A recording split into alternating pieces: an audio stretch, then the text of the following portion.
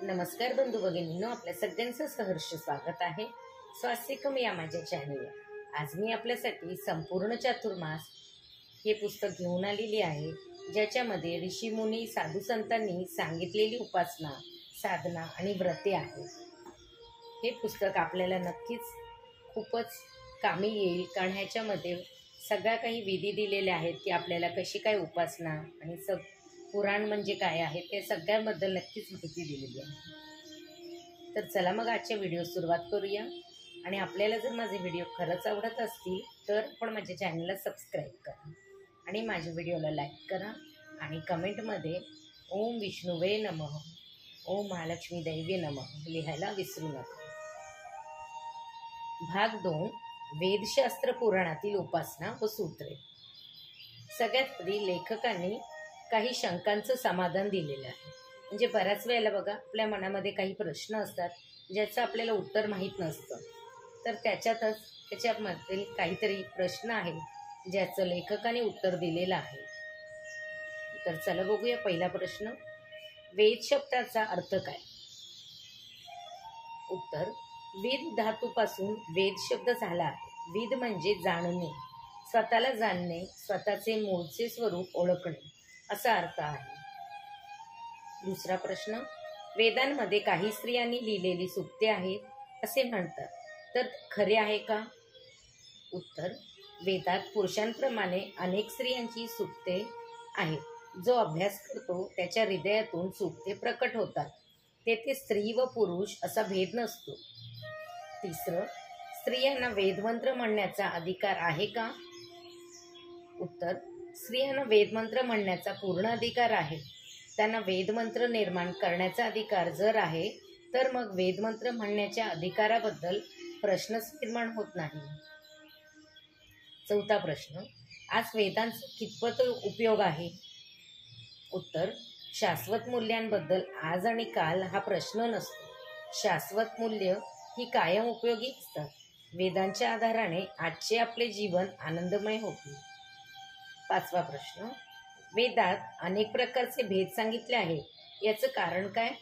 उत्तर, वेदग्रंथांचा वरवर अभ्यास केला तर अनेक प्रकारचे भेद दिसतात, परंतु वेदांचा सखोल अभ्यास केला तर जीव, जगत व जगात्मा हे सारे एक आहे याची जाणीव होईल। सहावा प्रश्न, सर्व खल्विंदम ब्रह्म याचा अर्थ काय? सर्वच ब्रह्म आहे। भगवंताचा लीलाविलास म्हणजे हे सारे विश्व होय। नाम रूप वेगळे असले तरी एकच ब्रह्मतत्व सर्वत्र समप्रमाणात आहे।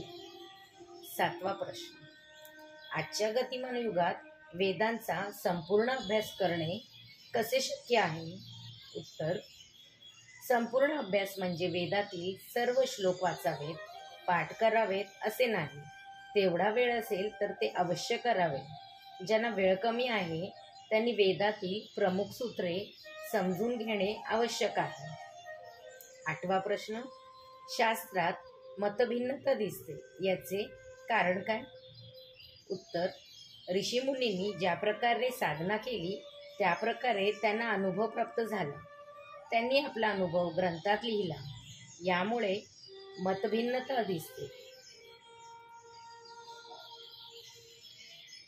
पुढील प्रश्न, 6 शास्त्रातील प्रमुख सूत्र काय?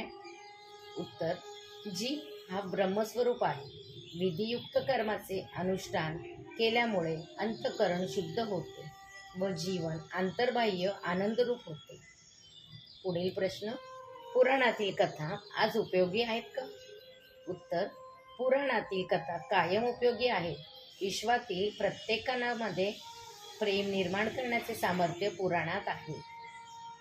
पुढील प्रश्न, ब्रह्मसूत्रातील सिद्धांत समजून घेणे आवश्यक आहे का?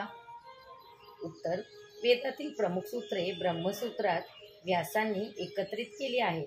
ब्रह्मसूत्रे समजून घेणे अत्यंत आवश्यक आहे।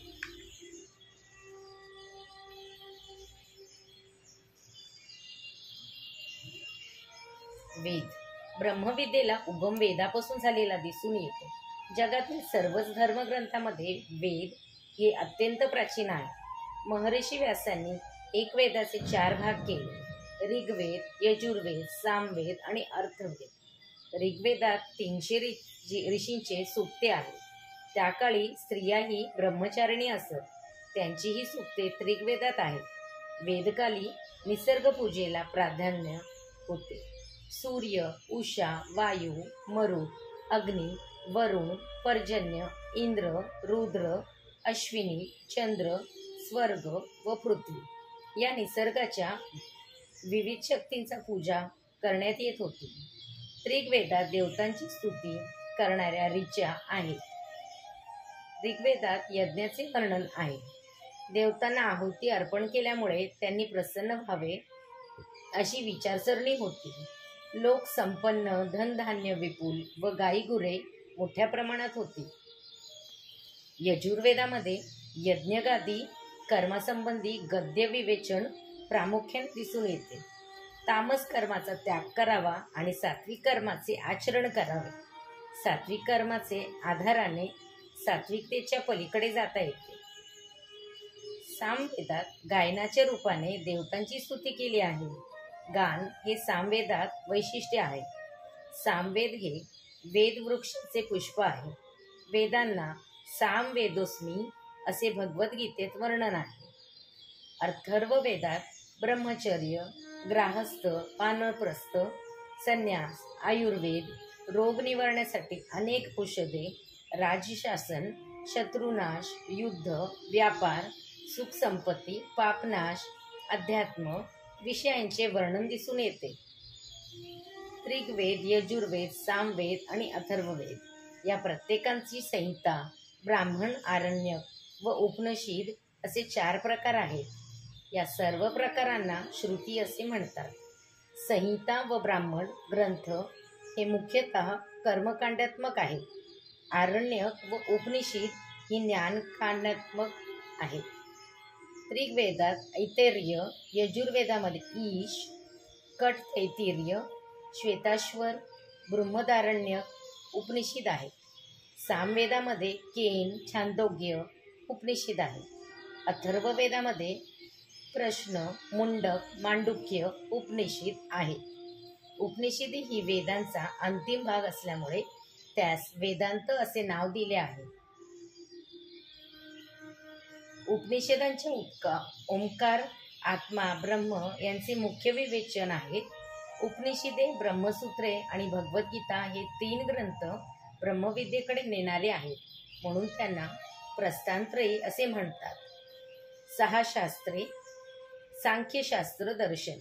या दर्शनाचे कर्ते कपिल मुनी आहेत. यामध्ये प्रकृती आणि पुरुषाचे विवेचन केले आहे. प्रकृती कर्ता आहे आणि आत्मा म्हणजे पुरुष हा केवळ भोक्ता आहे असे हे शास्त्र मानते. दुसरा योगशास्त्र. हे पतंजलीने रचलेले आहे. यामध्ये चित्तवृत्ती निरोधाचे विवेचन दिले आहे.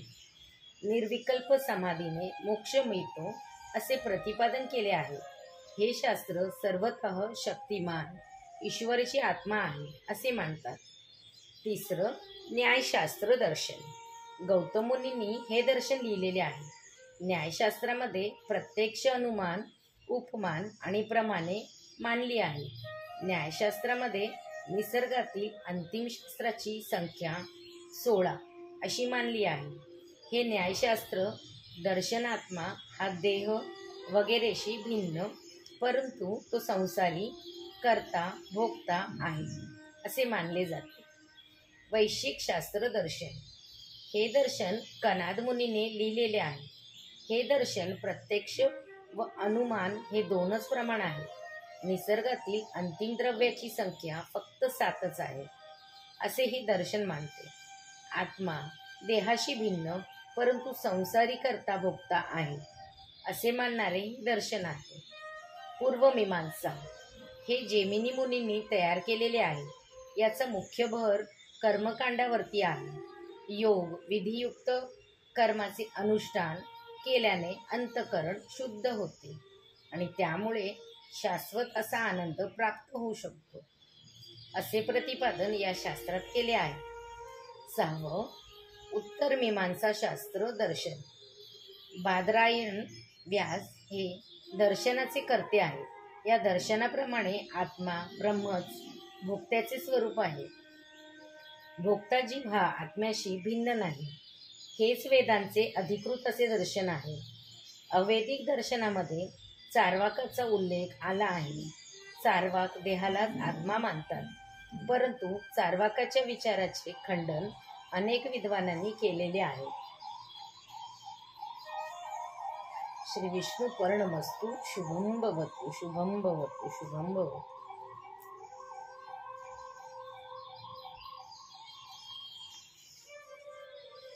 ओम विष्णुवे नमः. ओम महालक्ष्मी देवी नमः.